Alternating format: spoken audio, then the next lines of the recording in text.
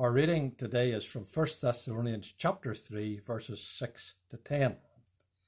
But now when Timotheus came from you unto us, and brought us good tidings of your faith and charity, and that ye have good remembrance of us always, desiring greatly to see us, as we also to see you. Therefore, brethren, we were comforted over you in all our affliction and distress by your faith.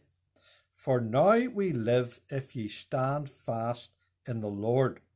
For what thanks can we render to God again for you, for all the joy wherewith we joy for your sakes before our God, night and day praying exceedingly that we might see your face, and might perfect that which is lacking in your faith. There are many interesting episodes in the life of Joseph. One that stands out for me records the reaction of Jacob when Joseph's brethren brought back the news that Joseph is yet alive, Genesis chapter 45. The report was almost too much for Jacob, but when they told him all the words of Joseph which he had said unto them, the passage goes on to say, the spirit of Jacob their father revived. He had sent the brothers to Egypt full of uneasiness. He waited for their return with concern. When he received that news, it appears that Jacob changed from an anxious man to an energized man. Paul at Athens had a similar experience. In verse 6 we read, when Timotheus came from you unto us and brought good tidings. The report from Timothy was so reassuring to the apostle that he penned the words in verse 8, for now we live if ye stand fast in the Lord. It revived him for service.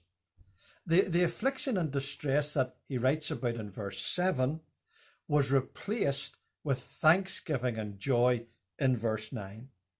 How important encouragement is for those who serve the Lord.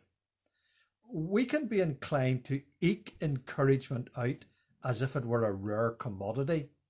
Unfortunately, it can be all too rare, but it shouldn't be. The encouragement that Paul received didn't give Paul a big head, but it lifted his spirit in such a way that thanksgiving rose from his heart to God. This is what he writes in verse 9. What thanks can we render to God again for you? And it gave an impetus to his service. He writes in verse 11, now God himself direct our way unto you. We could all do with both of those things.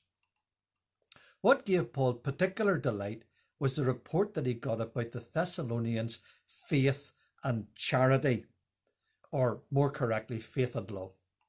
Those are two of the words that are repeated in 1 Thessalonians time and again. Faith occurs 8 times in the letter, and 5 of those are in chapter 3 in the verses we read today. What I particularly notice is that each of those 5 is a reference to your faith. Theirs was a personal faith, a genuine faith, a faith that was real, living, and vibrant. And it was demonstrated in their love. It's James who writes that faith without works is dead. It's little wonder that Paul wrote about the Thessalonians in chapter 1, about your work of faith and your labour of love. We live in a world where there's lots of Christian profession. It can be very discouraging. But evidence of spiritual life in others is something that we should continually thank God for. It is like a breath of life. Our next video will consider verse 12, abounding in love.